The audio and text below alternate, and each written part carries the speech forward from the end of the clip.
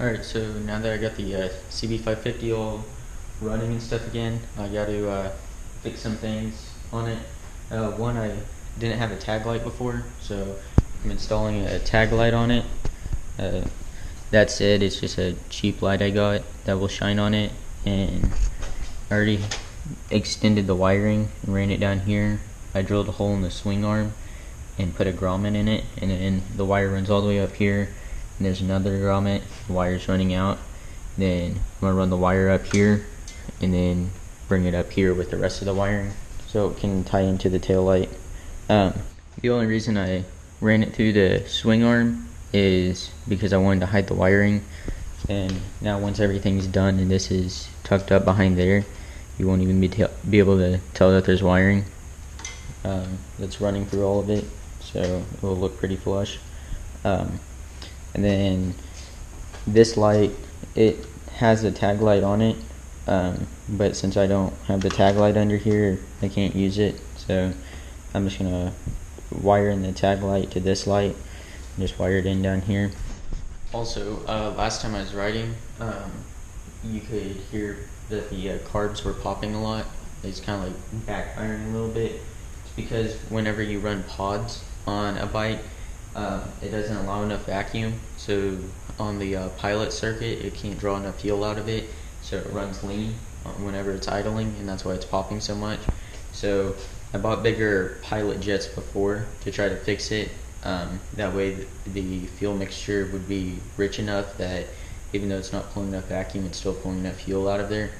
But whenever I went with the bigger pilots, it started running rich and like quarter throttle, because it's still in the pilot jet and it was just running way too rich. It ran fine on idle, but then it was running rich other places.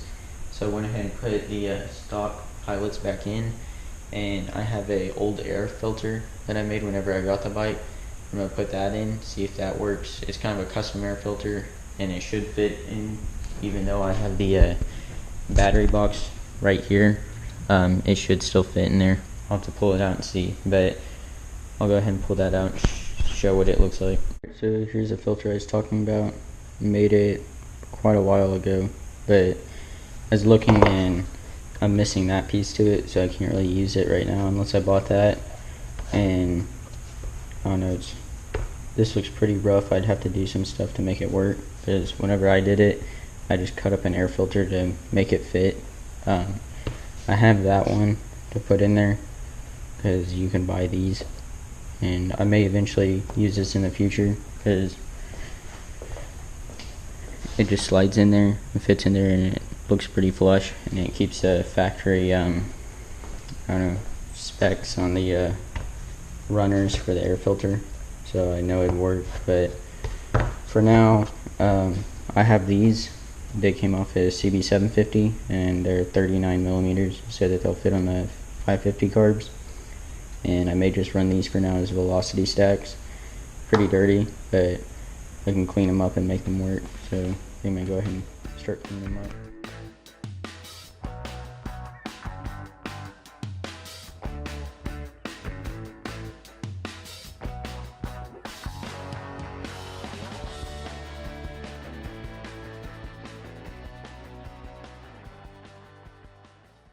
Alright, so got them cleaned up. They look a lot better now. They're kind of deformed. It's like half of it's soft and the other half's hard. And some of them are like pretty soft. But I'm gonna go ahead and put them on, just see if they work. I just want to see if putting these on will cause it to not pop at idle. If they don't work, then I'll have to go ahead and just buy the other piece to that and finish making that. But we'll see if these work for now. Alright, so the intake spigots were way too hard to try to put the clamps on them, put them on the bike. So I went ahead and I stuck them in a pot of boiling water to see if it softens them up. But for now, I'm going to go ahead and finish doing the wiring on this little tag light.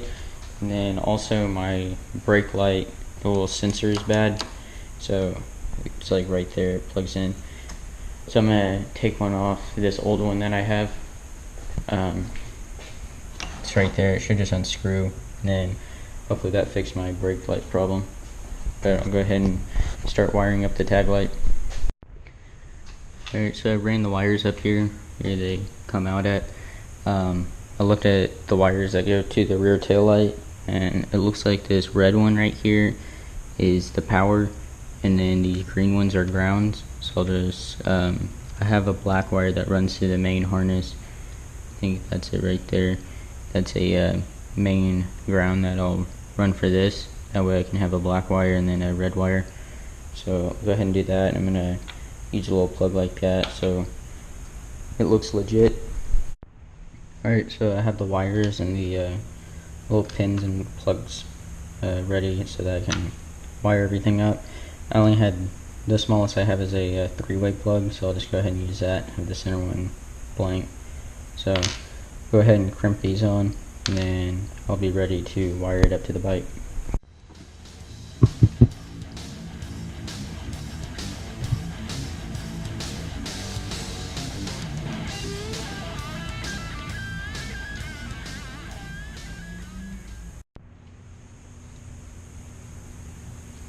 Alright, now I'm just gonna solder. I already have these crimped on. Now I'm just gonna solder them on because it's just extra assurance that they won't come off and that they'll get a good connection.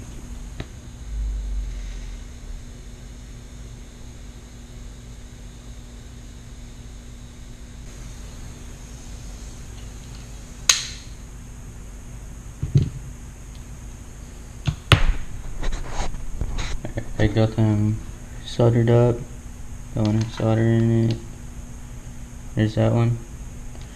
Some people always hear people arguing whether you should just crimp them or solder stuff. To me, the factory always solders everything, so I'm just gonna go ahead and go with soldering. I've never really had a solder joint fail. Most people always claim that they've had solder joints fail, and that's why they just crimp everything, but I always crimp everything and then just solder over it. So never had a problem with it, so I'll just keep doing it that way. But go ahead and get this over to the bike, and then I can start soldering the other connectors. Alright, so I got the connector wrapped around here. Those are the wires that it will be on, and then this connector will just loop around right there and then connect to that wire like that. So now all I have to do is solder those on, tape them up, and then put that connector on.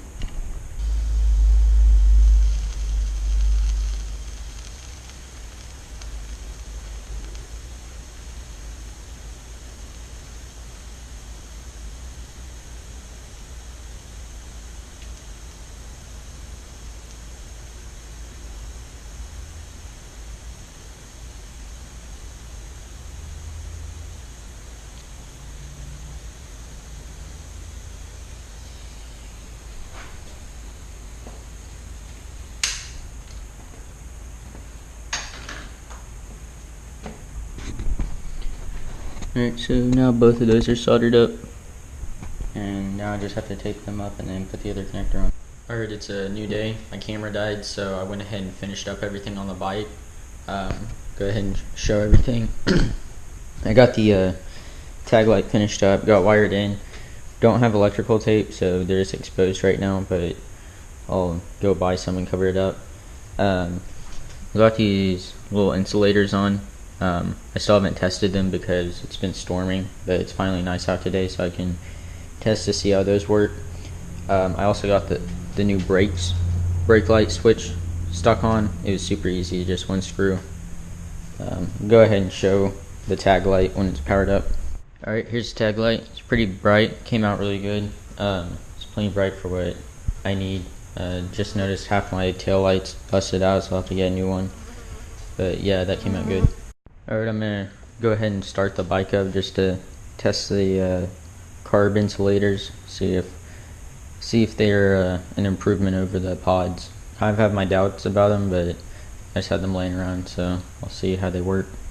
Alright, I started it up, checked it, and the only cylinder that's popping right now is that second one right there. There may be something wrong with the carburetor on that one, because it seems that all the other ones are running fine and they're no longer popping, but that one's still popping for some reason. So there could be something caught up in the pilot passage or something like that. I revved it up a couple of times and it stopped popping, but that could just be because it got some fuel from the main jet in there. Also, that light decided to come back on, so I guess it will be fine for now. I should probably put a, I guess, more expensive light on there instead of just a cheap Chinese one, but I'll run it for now. I have more of these lights that are in red that I can stick on there, but I'll just see how long that lasts before I do it. But it's running. I'm gonna go ahead and take these up and then I'll take it out for a ride because it's bright outside, so the quality of the video should be better.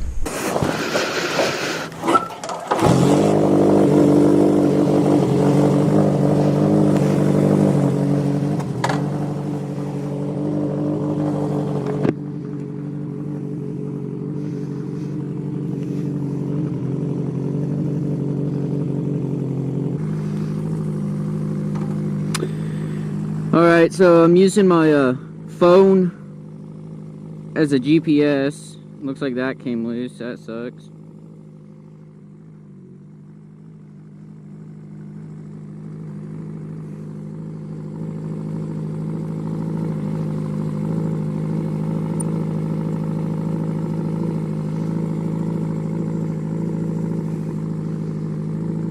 Oh well. Anyways, using my phone as a GPS because the old Jeep.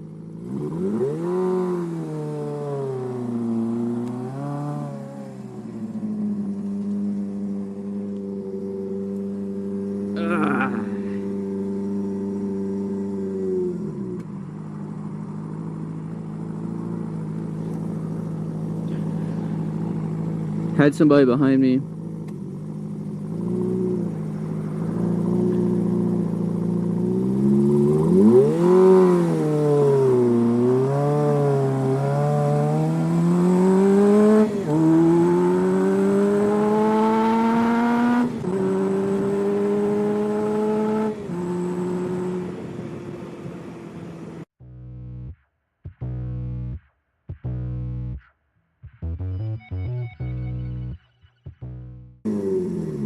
You can't tell this bike sucks in traffic.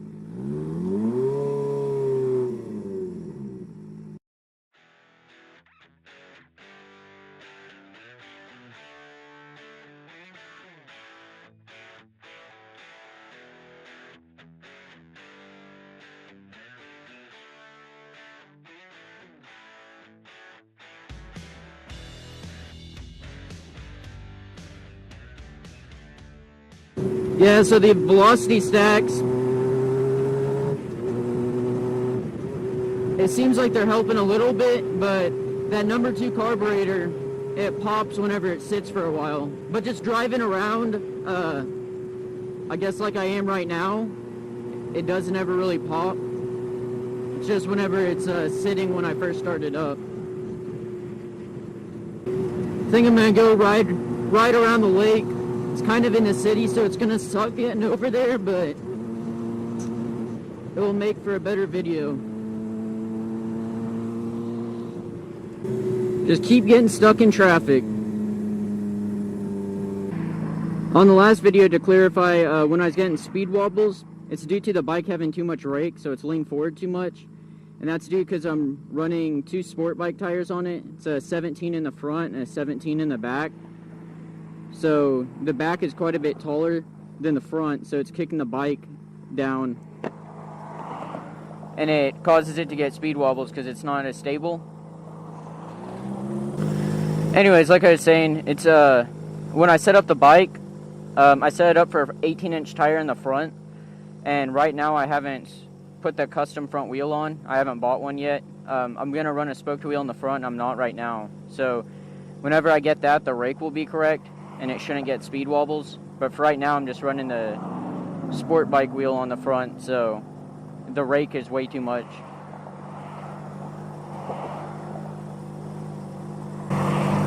Luckily, it's cold outside, because I would not want to be sitting in this traffic if it was hot, especially on an air-cooled bike.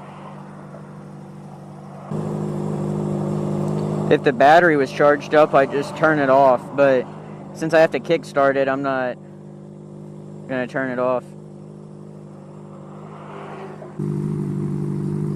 It's funny because every time I start sitting in traffic for a long time, it starts burning oil off the side of the motor, so it starts smoking.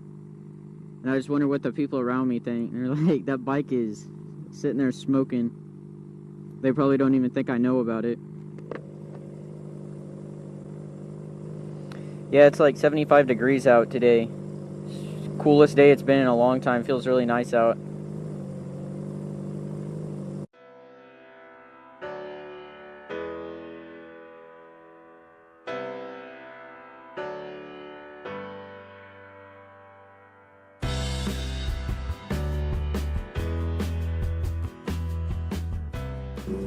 I came through here one night on the Gixxer and it was pitch black outside. And I was riding through here, I saw that the road was closed. And I was trying to find a way to get back on it.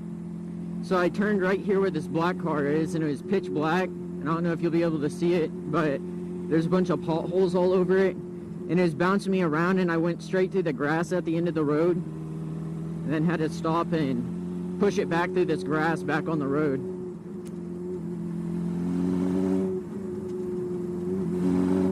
That's the lake out there.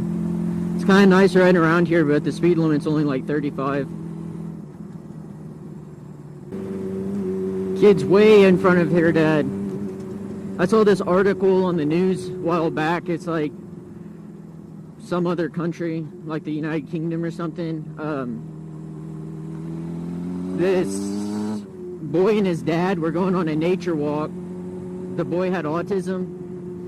And I guess he walked ahead of his dad, and then his dad didn't really think anything of it, and he's walking up, and there was like a hill, and when the dad got over the hill, he looked and he couldn't find his son, and so he panicked and he's like running looking for his son and couldn't find him anywhere, and they had like cops and all kinds of stuff out there for like 5 days looking for the kid, and they eventually found him. He's like dead in a creek bed.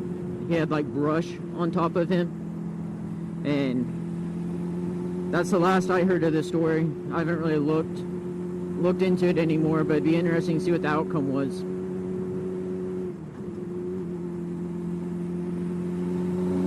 Stories like that, like, I don't know, I heard it and I just kind of, I don't know, it sucks, but I mean, I can understand it happening.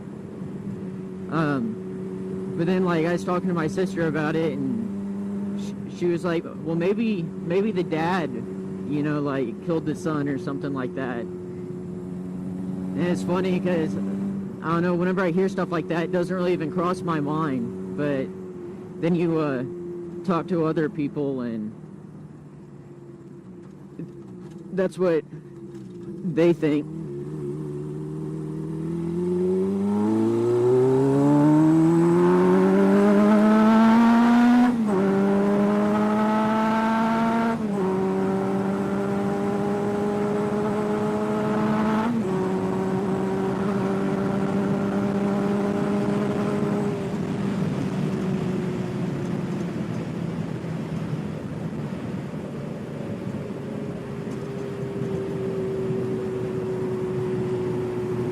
Man, that felt quick for, what's the speed limit? 35 miles per hour. It's actually 30.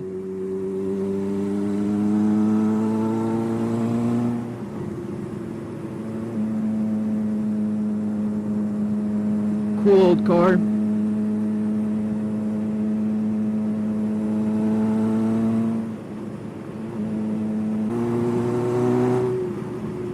Yeah, the bike's been running pretty good. It's just trying to adjust everything the way I like it. I still need to put the foot pegs on that I want. I have a set at my dad's house that I may be able to make work, but I'll have to see. Also, back when I was in traffic, I kept adjusting the carbs because last video when I was riding it, it would die at lights because I had the idle set too low. So then I set it high today, but I set it too high. But I think I got it adjusted good now. I also need to put a better seat on it and get some real shocks instead of riding around on some rods. I'd also like to get gauges, but it's like now everything I need for it costs a whole bunch of money. I don't have a whole bunch of money to be spending on it anymore.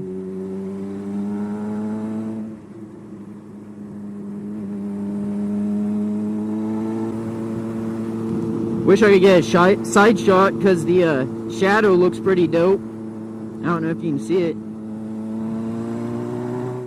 Need to get some videos like from a car beside it.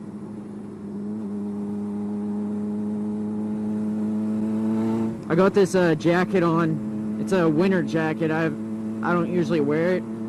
Put it on and it's worse than my other jacket. There's like wind coming up underneath it, blowing on my stomach. I'm gonna pull over and set up a different camera view for a intro to this video.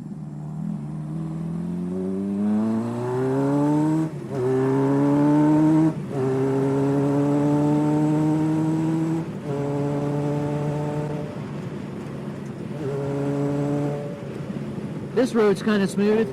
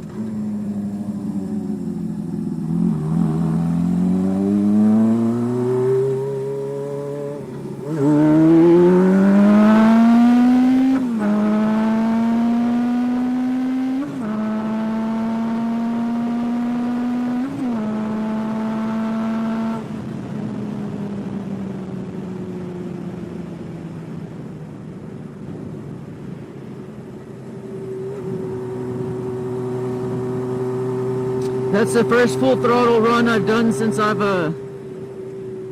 gotten the bike fixed recently. Been saying it feels kind of slow, but I guess when you open her all the way up, she gets after it a little bit.